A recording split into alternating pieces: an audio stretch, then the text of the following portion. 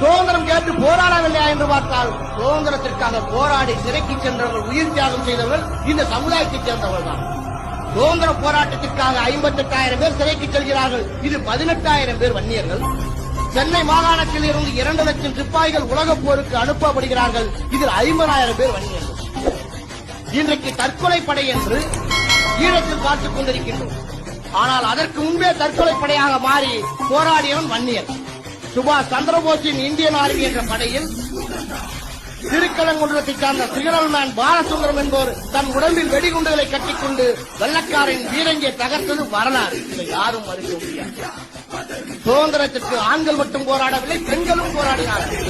Burma போர் முனையில் ஆயுதமேந்தி போராடிய சகோதரி ஜானகி, கடலூரை சேர்ந்த அஞ்சலை அம்மாள் தன் கர்ப்பமாக இருக்கும் போது போராடி சிறைக்கு சென்று சிறையிலே தன் குழந்தையை பெற்றெடுத்து சிறைப்பறவை என்று அழைக்கப்பட்டார்.